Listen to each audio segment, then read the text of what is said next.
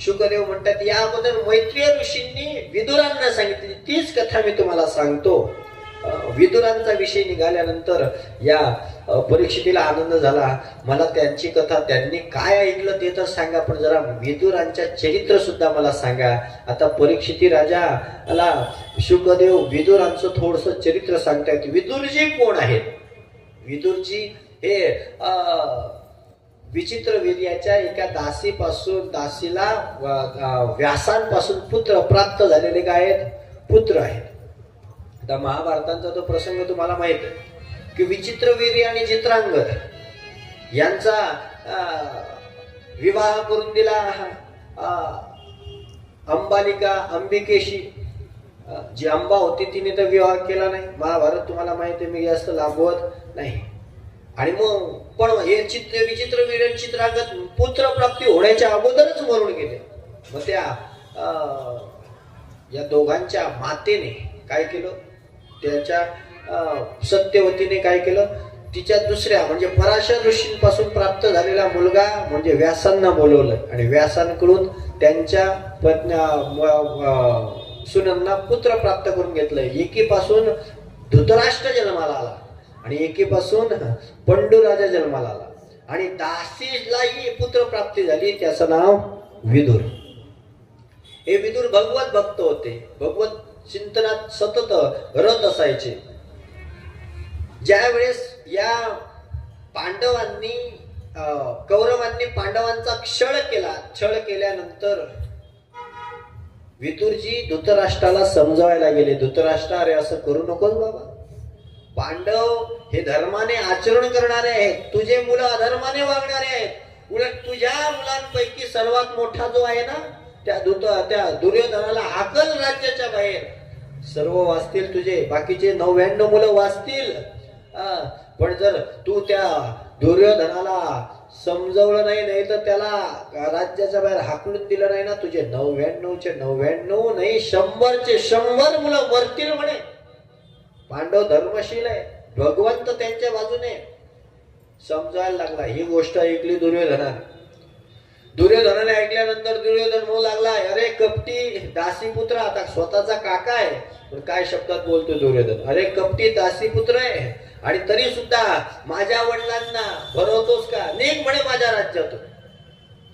आपल्या भावासमोर एवढा आपला अपमान होत असताना सुद्धा धृतराष्ट्र एक शब्द बोलत नाहीये. हे पाहून विदुरांनी आपले शस्त्र काय केले? त्या धृतराष्ट्रांच्या चरणावर ठेवले आणि सांगितलं, दादा तुमच्या राज्याचं आणि तुमचं तुम्हीच बघा, मी निघालो. आतापर्यंत हस्तिनापुरामध्ये सुबत्ता होती का? विदुराच्या रूपाने धर्म तिथं नांदत होता. आता विदुर गेले, हस्तिनापुरातला धर्म संपला. आता हस्तिनापुराचा लय जवळ आलेला होता. विदुरांनी हस्तिनापुराचा त्याग केला. बाहेर गंगा किनारी सुंदर अशी पर्णकुटी बांधली आणि दोघही पती पत्नी त्या ठिकाणी काय करतायत? भजन करतायत, नामस्मरण करतायत. आणि नामस्मरण करत असताना घडलं असं, ज्या वेळेस पांडवांनी 12 वर्षाचा वनवास आणि 1 वर्षाचा अज्ञातवास असं 13 वर्ष वनवासात काढून पुन्हा आले. राज्य मागितलं, कौरवांनी दिलं नाही. त्यावेळेस युद्ध ठरलं. पण युधिष्ठिराला वाटायचं युद्ध व्हायला नको. म्हणून युधिष्ठिराची इच्छा म्हणून भागवंत शिष्टाई करण्यासाठी कुठं आले? हस्तिनापुरात निघाले. सोबत उद्धवाला बरोबर घेतलेलं आहे. आता भगवंत शिष्टाई करण्यासाठी येत आहे हे बघितल्यानंतर दुर्योधन राजकारणी होता, मुरब्बी राजकारणी होता. गुरुवर्य नेहमी म्हणतात दुर्योधना एवढा मुरब्बी राजकारणी अजून जन्माला यायचा आहे.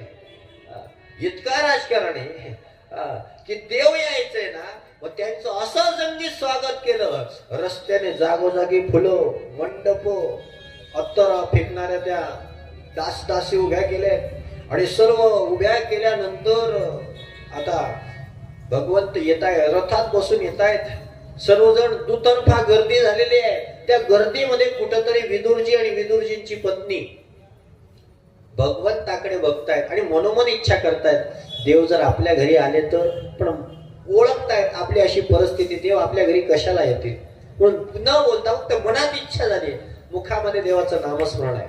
भगवंतांनी डोळ्यांनी आश्वस्त केलंय की मी तुमच्याच घरी येतो. विदुरजींनी दर्शन घेतलं, निघाले, घरी आले. दोघही भगवंताचं ते रूप पाहिलं, त्याचं ध्यान करतायत, भजन करत बसले. भगवंत हस्तिनापुराच्या राज दरबारात गेले. सर्व सभा भरली आहे. धृतराष्ट्र समोर आहे, त्याच्या शेजारी एका बाजूला दुर्योधन आहे, दुर्योधनाच्या शेजारी शकुनी आहे, शकुनीच्या बाजूला दुःशासन आहे, दुःशासनाच्या बाजूला कर्ण आहे, कर्णाच्या बाजूला पुढे अश्वत्थामा वगैरे त्याचे सहकारी. एका बाजूने भीष्माचार्य आहे, एका त्याच्या शेजारी द्रोण आहे, त्याच्या बाजूला कृपाचार्य आहे. हे सर्व महारथी बसलेले आहेत, सर्व सभा भरलेले आहेत. भगवंत आले, दूतासारखे आले. भगवंतांनी आपला मुद्दा मांडला. मी पांडवांकडून आलोय, पांडवांना युद्ध करण्याची इच्छा नाही, युद्ध न करता आपला प्रश्न सोडवायचा आहे. म्हणजे काय प्रश्न आहे? राज्य त्यांचंही आहे, त्यांना त्यांचं अर्ध राज्य परत द्यावं. भावाचे मुलं होतं, भाऊ हिस्सा कसा सुटणार? पण मग दुर्योधनाने सांगितलं राज्य भेटणार नाही. राज्य नाही भेटलं, 5 गावं द्या, फक्त काय द्या? उदरनिर्वाहापुरती 5 गावं द्या. दुर्योधनाने निक्षेपून सांगितलं सुईच्या टोकावर मावेल एवढी जमीन सुद्धा युद्धाशिवाय मिळणार. आणि मग मात्र शिष्टाई फिसकटली. भगवंत म्हणे ठीक आहे, मग आता जे काही निर्णय होईल, युद्धात जे काही होईल त्याला सर्वस्वी कौरव जबाबदार राहतील. भगवंतांनी सांगितलं. भगवंत निघायला लागले. आता सभा संपली. आता भगवंताजवळ लगेच दुर्योधनाला, देवा चला आमच्या घरी, आमच्या महालात सुंदर भेद केलाय, असं केलंय, गुलाबजामुन केले, बासुंदी केले, हे केलं ते केलं. भगवंत मला जमणार नाही म्हणे का? अरे आता सभा संपली ना. पक्षाचं भांडण कधी? पक्षाचं भांडण कुठपर्यंत? जोपर्यंत विधानसभेत आहे, लोकसभेत आहे तोपर्यंत. बाहेर निघाल्यावर सगळं एकत्रच, मित्र परिवार. तात्विक दृष्टीने भेद असावे देवा. अरे आपले तात्विक भेद आहे, आपले मतभेद आहे, पण आपण वेगवेगळे थोडी एकच नाही. तू माझा व्याही, मी तुझा व्याही. भगवंताने दुर्योधन काय होते? व्याह्याचं नातं होतं. म्हणजे आपण ते एकच आहे की नाही? भगवंतांनी सांगितलं व्याह्याचं नातं असू दे, पण ज्याच्या मनामध्ये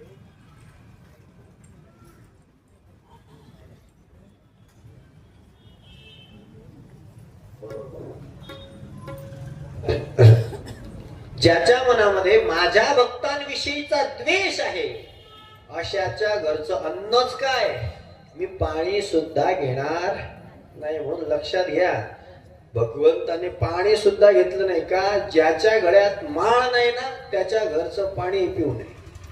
त्याच्या घरचं काय पिऊ नये? पाणी पिऊ नये. माळकरी जर असाल तर माळकऱ्याच्याच घरचं खावं, माळकऱ्याच्या घरचंच पाणी प्यावं. म्हणून म्हणजे माळ नाही, काय करावं? शेवटी भगवंत म्हणाले नाही, मला दुसरीकडे जायचं. भीष्माचार्य म्हणाले माझ्याकडे या. द्रोणाचार्य म्हणाले माझ्याकडे नाही. म्हणे मला निमंत्रण आहे. कुठलं? भगवंतांनी सांगितलं मला निमंत्रण आहे, ते म्हणजे माझ्या परम भक्ताचं. कोणाच्या घरचं? उद्धवजी चलो विदुरा घर जाय. उद्धवजी चलो विदुरा घर जाय.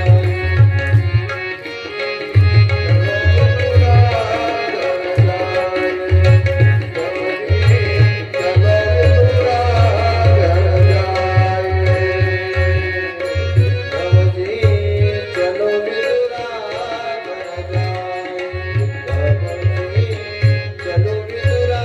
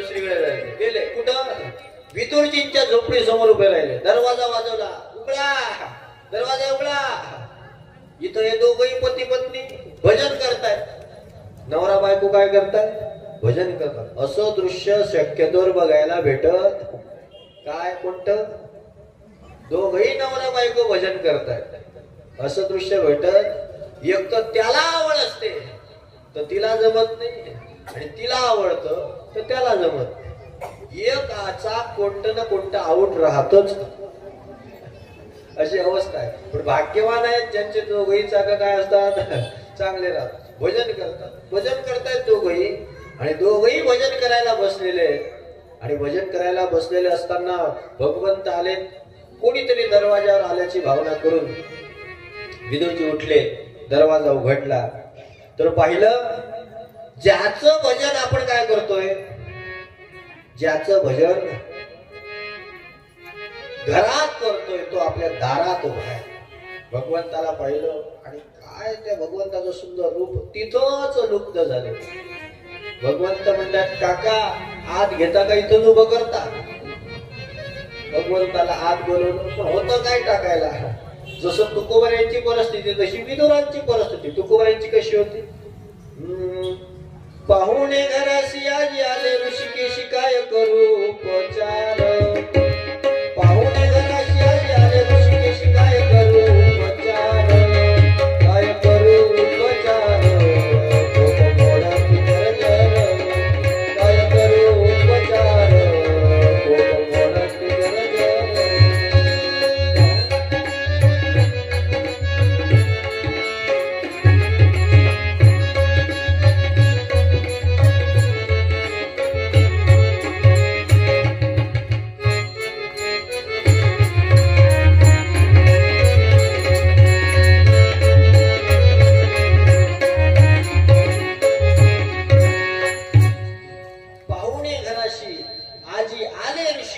काय करू उपचार कोप मोडकी जर्जर अशी अवस्था झालेली आहे आणि झाल्यानंतर आता काय करावं मोठा प्रश्न आहे भगवंताला बसवलं देवा म्हणायला लागले काहीतरी खायला द्या मधुकरीत 2 केळं आले होते एक केळं सोललं आता विदुरजींची पत्नी बसली देवाला द्यायला सोललं केळं पण देवाच्या येण्याचा एवढा आनंद झालेला आहे की भानावरच नाही बिचारी केळाचा कापा स्वतः खाऊन घेतला आणि पोतर देवाच्या हातात दिलं भगवंतांनी ते पोतर आवडीने खाल्लं दुसऱ्या केळ्याच्या वेळेला विदुरजी म्हणतात अगं बघ ना देवाला पोतर देतेस आता भाव बदलला केळं सोडलं गाभा देवाजवळ दिला पोतर केरात टाकलं भगवंत म्हणायला लागले काका जो आनंद त्या सालीमध्ये होता केळ्याच्या फोतरामध्ये होता तो आनंद आता गाभ्यात शिल्लक राहिला भाव बदलला ना देवा म्हणतात अजून देवा भूक मिटली नाही काका अजून काहीतरी करा घरात होतं काय मग काय केलं कन्या केल्या कन्या समजतात दाण्याचं राहिले आणि मग ते कण्या केल्या त्या कण्या कशा केल्या दरदरीत पाण्या माझी रांधील्या भर पाणी आणि 2 मोठी कण्या भगवंताने त्या कशा तरी खाल्ल्या पण भगवंत तो विदुरा घरशा भक्षणी कन्या परमानंदे भगवंताला त्याही आवडल्या भगवंत भक्ताचा वशिंद आहे आणि असे ते विदुरजी महाभारत युद्धाच्या वेळेला हस्तिनापूर सोडून तीर्थयात्रेला निघून गेले इकडे युद्ध झालं भगवंताने अवतार कार्य संपवलं आणि एका दिवशी भगवंताची आणि उद्धवाची गाठ पडली उद्धवजी भेटलेत आनंद झालेला आहे माझे देव कसे आहेत त्यांचा परिवार कसा आहे सत्यभामा रुक्मिणी या देवाच्या पत्नी कशा आहेत जांबवंत अनिरुद्ध या त्यांची मुलं कशी आहेत सांगा ना त्यावेळेस उद्धवजी सांगतायत की हे विदुरजी भगवंतांनी आपलं अवतार कार्य संपवलं आणि आपल्या सर्व परिवारासह भगवंत निजधामाला निघून गेले म्हटल्यानंतर विदुरजींना दुःख झालं मूर्छा येऊन पडलेले उद्धवजींनी उचललं पुन्हा शुद्धीवर आणलंय आणि विचारलं मला भगवंताकडून ज्ञान घ्यायचं होतं. अरे अर्जुनाने ज्ञान घेतलं, युधिष्ठिराने ज्ञान घेतलं आणि मीच कोरडा राहिलो. मला ज्ञान घ्यायचं होतं. भगवंत उद्धवजी म्हणतात जाताना भगवंतांनी ते ज्ञान मला सुद्धा दिलं भागवताच्या रूपाने. भागवत 11वा स्कंद हा भगवंतांनी उद्धवाला सांगितलेलं ज्ञान आहे. विदुरजी म्हणतात मग मलाही सांगा ते ज्ञान. म्हणजे तुमची व्यवस्था भगवंतांनी केली आहे. मैत्रेय ऋषी माझ्यासोबत होते, त्यांना सांगितलं माझा विदुर येईल त्याला ज्ञान सांगा. बघा विदुरजींचा अधिकार एवढा होता की भगवंतांनी आपला अवतार संपवताना विदुरजींची आठवण काढली. भक्ताने देवाची आठवण काढणं वेगळं, पण देवाने भक्ताची आठवण काढणं भक्त किती श्रेष्ठ असेल. विदुरजींना आनंद झालेला आहे, डोळ्यामध्ये गळा अश्रू येऊ लागलेत, अंग अंग पुलकित झालेलं आहे. पुन्हा उद्धवजींना मिठी मांडले. उद्धवजी उत्तर दिशेला निघून गेलेत आणि विदुरजी पुन्हा दक्षिण दिशेला गंगे किनारी आलेले आहेत. तिथं मैत्रेय ऋषींच्या आश्रमात गेले. मैत्रेय ऋषींना साष्टांग दंडवत केलेला आहे. मैत्रेय ऋषींनी विदुरजींना आपल्या हृदयाशी लावून घेतलेलं आहे, बसवलंय आणि विचारलंय विदुरजी उद्धवा विदुरजी बोला काय म्हणताय. म्हणे भगवंतांनी तुम्हाला जे ज्ञान सांगितलंय ते ज्ञान मला सांगा. म्हणे काय ऐकायचं सांगा, तुम्ही विचारा, मी तुम्हाला सांगायला तयार आहे. मग त्यावेळेस विदुरजी मैत्रेय ऋषींना विचारता या सृष्टीची निर्मिती भगवंतांनी कशी केली हे मला सुरुवातीला ऐकायचं आहे. मग त्या सृष्टीची निर्मिती करत असताना भगवंतांनी सुरुवातीला विराट स्वरूपाची निर्मिती केली. त्यापासून ब्रह्मदेवाची उत्पत्ती झाली. ब्रह्मदेवाला या सृष्टीचा काय करायला लावला.